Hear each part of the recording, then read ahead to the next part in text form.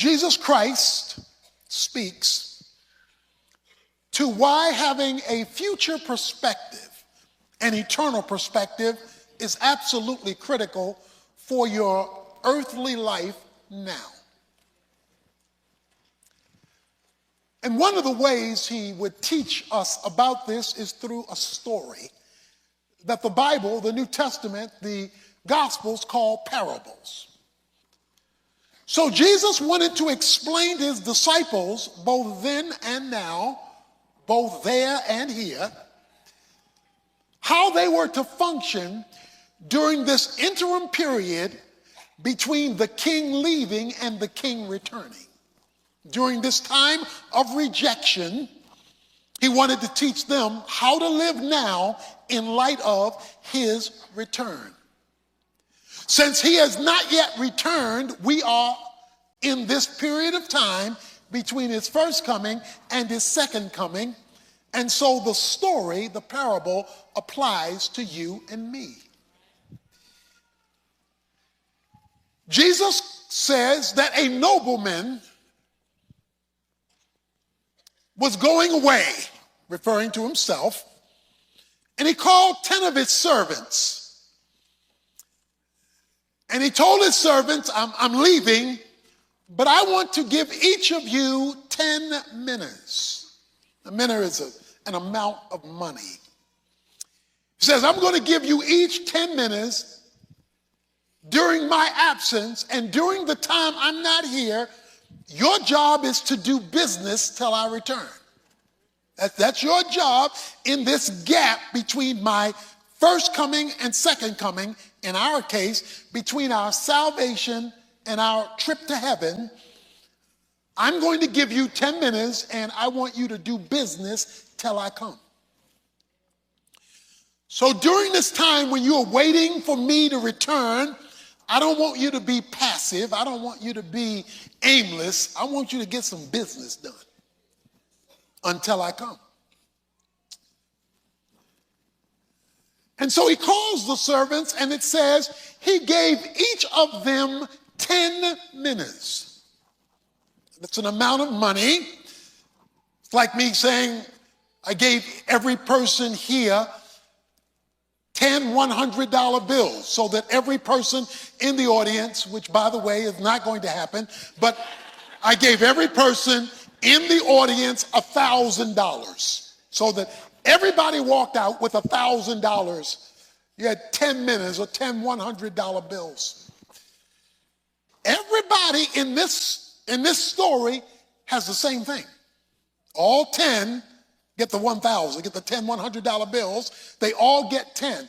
Now this is a little different than the same concept that's told by Jesus in Matthew chapter 25. You don't have to turn there now, but in Matthew 25, verses 14 and following, Jesus tells a similar story, but with a different twist. Because in Matthew 25, when he tells the story, everybody got something different. They didn't get the same amount as in this story. So let me explain. He leaves each of them 10 minutes, and he uses the money to talk about something bigger than money. He uses minutes, but he's talking about something bigger. He's talking about life. All of us have 3 of the same things. Everybody here has 3 of the very same things. What we don't have is what he talks about in Matthew 25, the same amount of the same things. We all have the same things, but we don't have it to the same degree. The first thing that all of us have is time. Now, we don't have the same amount of time. We're not all going to live to the same age, but we all have time because we're alive. With time from a kingdom point of view, because the nobleman went away to get a kingdom, the time in the kingdom perspective is a boundary in which opportunities exist.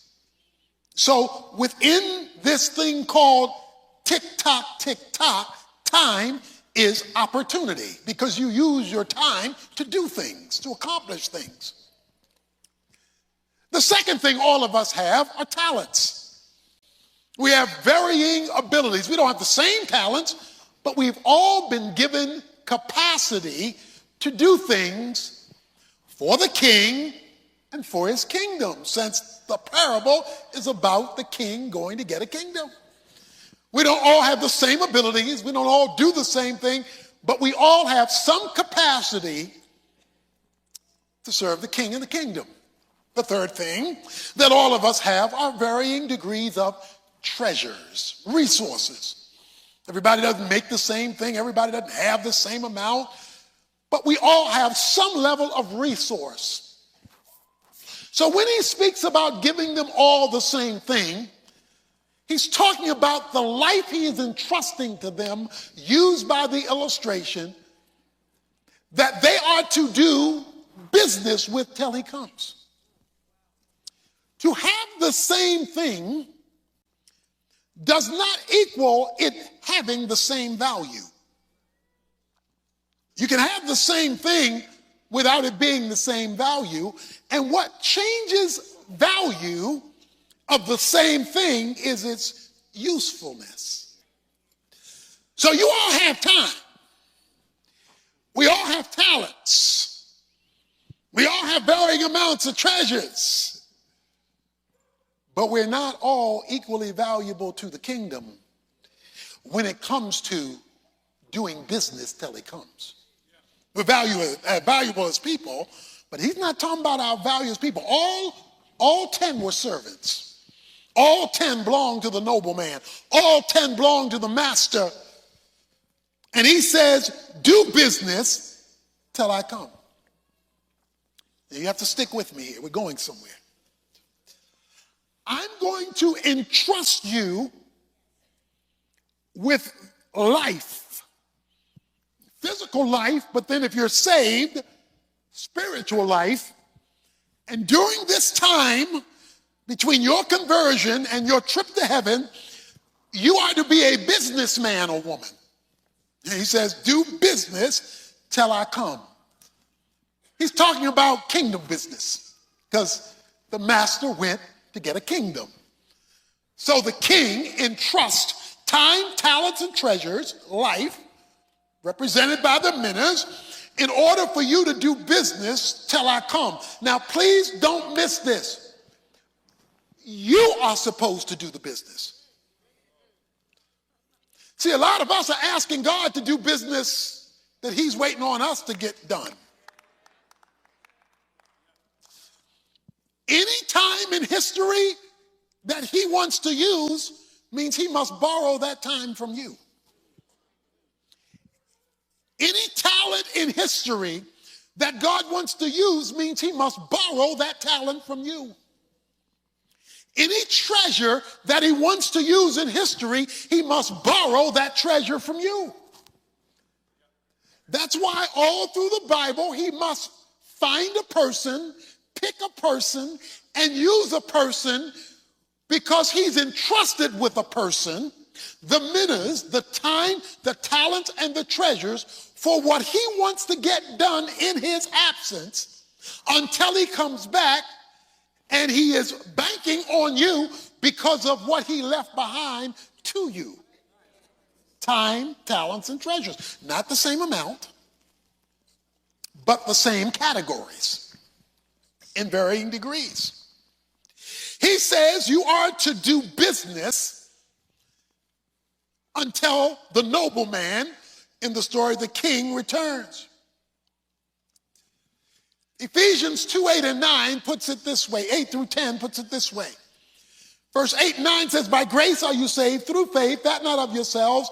It is the gift of God, not by works, so that any man should boast. That's 8 and 9. But verse 10 says, for we are his workmanship, created in Christ Jesus for good works, which he hath created beforehand that we might walk in them. So verse 8 and 9, he says, you're saved for free by grace. But in verse 10, he says, even though you're saved for free by grace, once you're saved for work. You're saved to accomplish something for God. He calls it good works. Good works are things you do for God's glory to advance God's kingdom that benefits others in God's name. Things done for God's glory to advance God's kingdom that benefits others in God's name. Matthew 5:16. Let men see your good works and glorify your Father who is in heaven. So God did not save you and leave you here with a certain amount of time, talents, and treasures to forget him. In fact, he left you here, and the reason he didn't take you to heaven the moment you were saved is because there was a work he expected you to do, and he calls that work business. That you and I are stewards of what we have been left with while we live here since salvation. And the job of a steward is to protect and expand the assets of another. The job of a steward is to protect and expand the assets of another.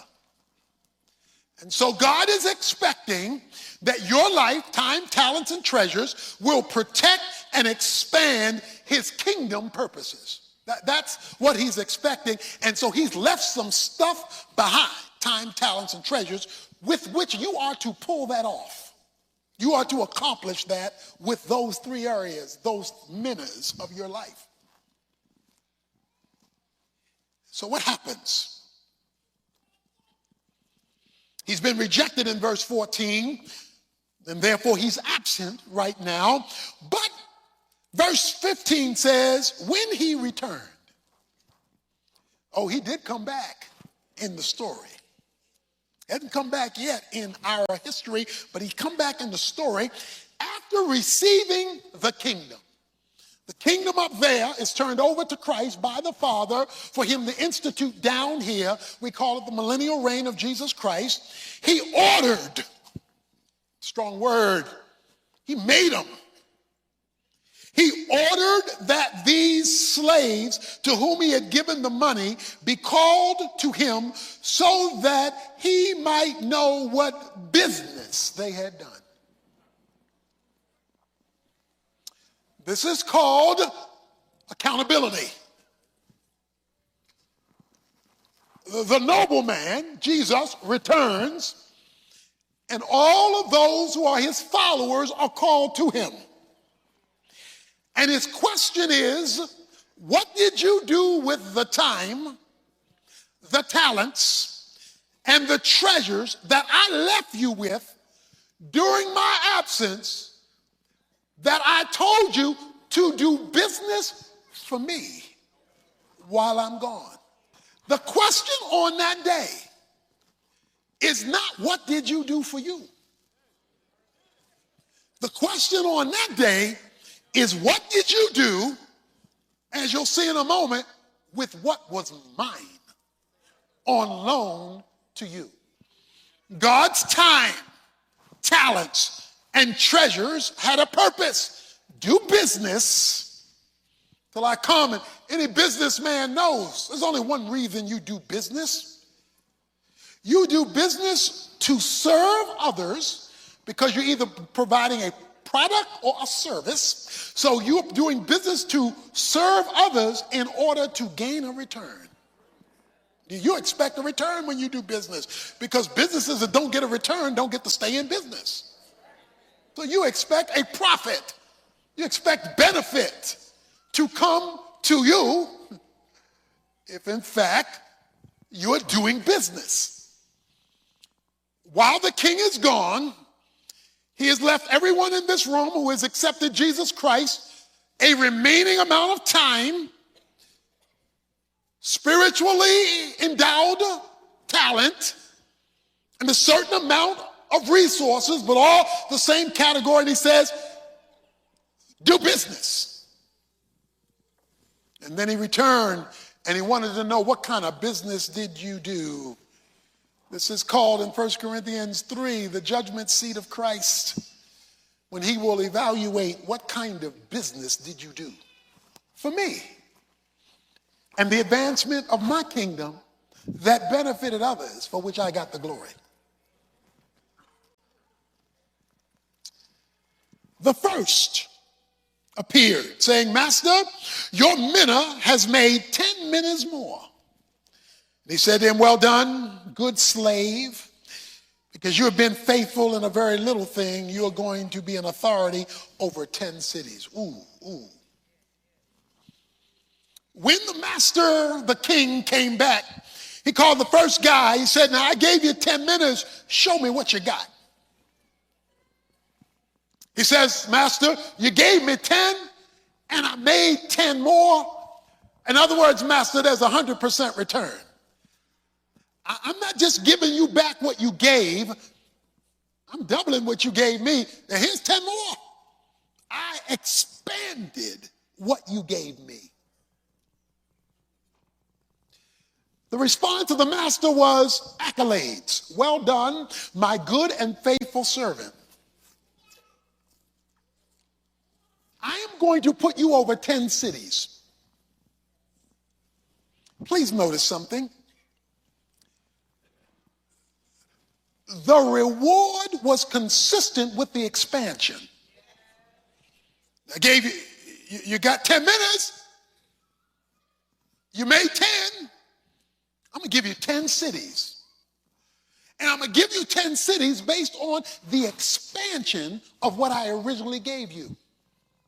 I gave you time and you expanded it for me. I gave you talent, you expanded it for me. I gave you treasures, you expanded it for me. And I'm going to reflect that, and I'm going to give you 10 cities. Now, heaven is not playing a harp for a zillion years. Heaven is participating in God's rule and being given responsibilities commensurate with your investment of your life during this interim period. We're told next that the second guy comes. And the second guy says, Master, your mina, master, has made 5 minas.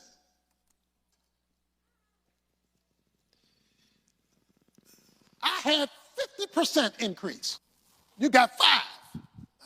I didn't get 10 like the first guy. I got 5.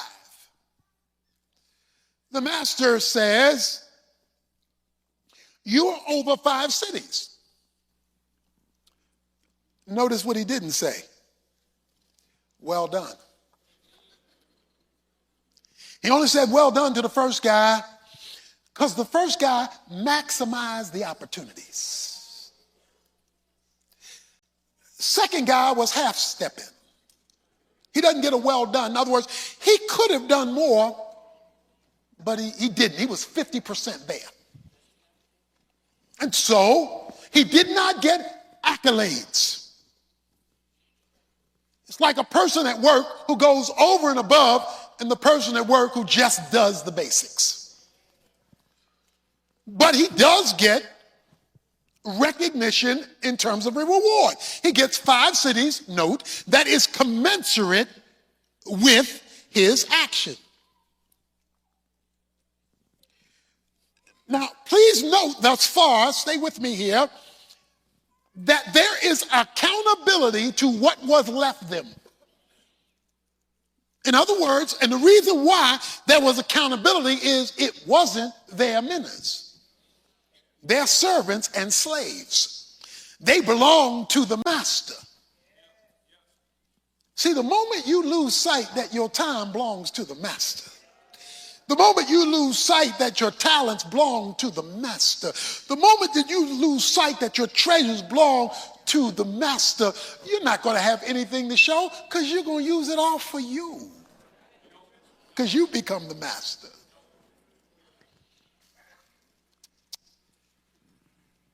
And so, he comes and he holds account these 2, but then we're introduced to homeboy number 3. Another came saying, Master. Oh, now he talking right. I mean, he talking right. He's talking like a committed follower. He says masters, like folk in church hollering out Jesus. You sound good. Master, his terminology was accurate. Here is your minna. Here's what you left me, which I kept put away in a handkerchief because I was scared.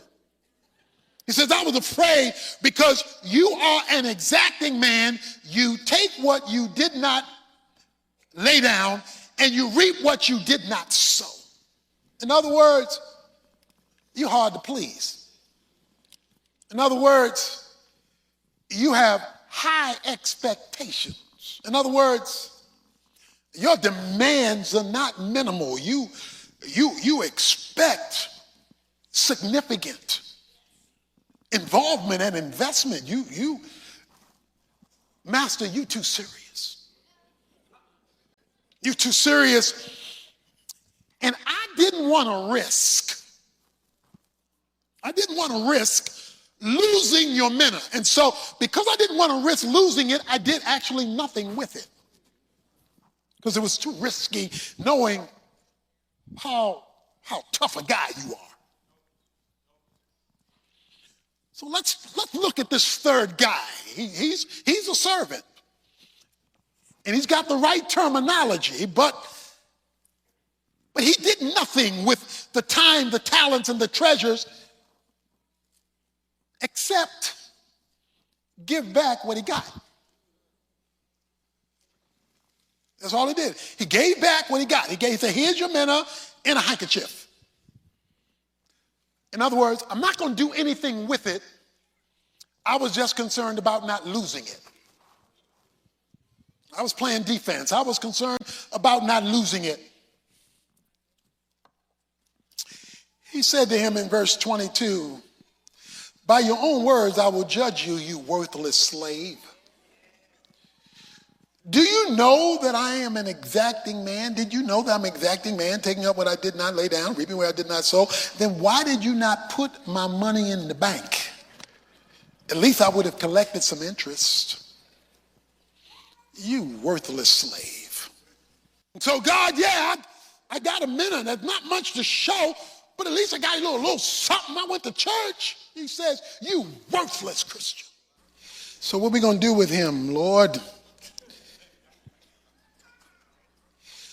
He says in verse 24, tell the bystanders to take the minas away from him and give it to the one who has the 10 minas. What's the principle? What's the principle? He gives the principle in verse. The people say, but master, the guy already has 10. He says, well, let me tell you the principle. I tell you that to everyone who has, more will be given, but the one who does not have, even what he has, will be taken away. You don't get credit just for being a servant. You're saved by grace. You don't get credit for that. That's all of God. So you don't get credit for being a Christian.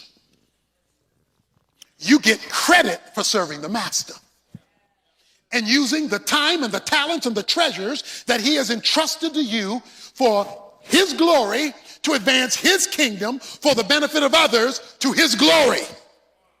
That's what he credits. You don't get credit for going to church. You don't get credit for saying I accepted Jesus when I was 10 years old. He says you accepted me when you were 10. You're now 70. Let's discuss 60 years of time that I gave you, of talents that I gave you, of treasures that I gave you over that 60-year period of time. Let's talk about that. Some days they'll be minuscule, other days they'll be huge, but it's being available. Lord, if you want to borrow some of your time, you loan me.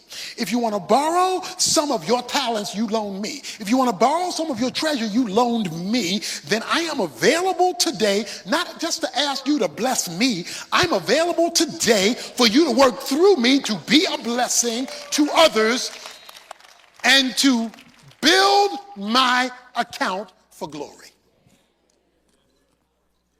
Bring me the rope. This red part of the rope represents your life and time. The rest of this rope is eternity. And you can't see where it ends.